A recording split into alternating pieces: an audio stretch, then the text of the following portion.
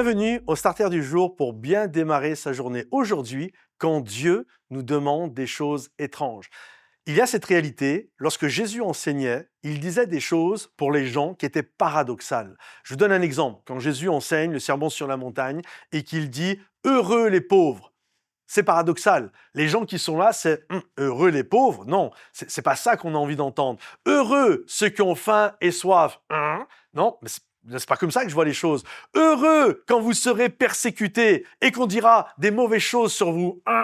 Mais qu'est-ce que t'es en train de dire quoi là? Vous comprenez? Jésus était paradoxal. Et la Bible nous dit d'ailleurs que souvent, lorsque les gens entendaient Jésus enseigner, ils rentraient chez eux en disant « Nous avons entendu aujourd'hui des choses étranges ». Et le mot « étrange » en français, quand vous prenez votre Bible en grec, le Nouveau Testament est écrit en grec, c'est le mot littéralement paradoxal. Et une des choses qui est paradoxale, et c'est pour ça que c'est difficile pour nous d'être généreux financièrement, c'est que dans notre mentalité du monde, c'est que nous devons d'abord recevoir, et une fois que j'ai, alors je donne. Or, le paradoxe de la parole de Dieu, c'est que Jésus dit « donnez et il vous sera donné ». En d'autres termes, n'attends pas de recevoir pour donner, tu donnes et parce que tu donnes, alors tu vas recevoir. On donne à ceux qui ont déjà donné.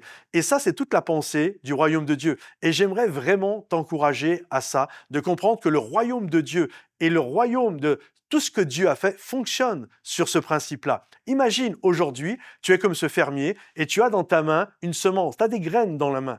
Et là, tu as deux possibilités. Soit la première possibilité, tu gardes ta main fermée plutôt que de semer parce que tu as des peurs, tu as des inquiétudes et qui sont fondées. Tu ne sais pas si demain il va pleuvoir et tu as raison, tu ne sais pas. Tu ne sais pas si tu jettes ta semence, si les oiseaux du ciel vont pas venir manger la semence. Et donc tu es dans l'inquiétude. Mais ce que tu gardes ne pourra jamais être multiplié. Ce que tu gardes ne pourra jamais porter du fruit. Ou alors, tu vas jeter la semence à terre et tu vas t'en aller et croire que Dieu va faire ce qu'il faut entre la pluie, le soleil, la terre, etc.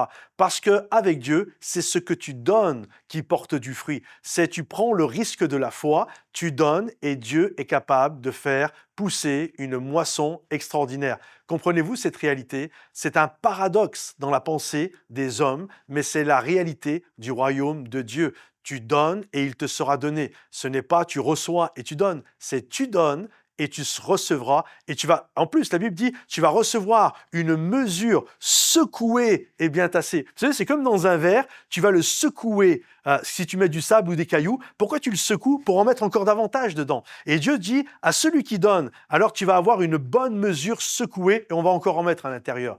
Alors, ne sois pas inquiet, fais ce que Dieu te demande, sois généreux, et je crois que notre Dieu est celui qui fait pousser la moisson au temps qu'il a décidé. Si vous désirez, si vous êtes béni par le travail de l'Église Momentum, à travers les starters, les célébrations, les albums, les implantations d'église, bref, tout ce que nous faisons, sous le lecteur, vous avez la possibilité, ou mondoffrande.fr, vous avez la possibilité de nous aider à avancer et aller de l'avant. Merci pour votre générosité. À bientôt. Bye bye.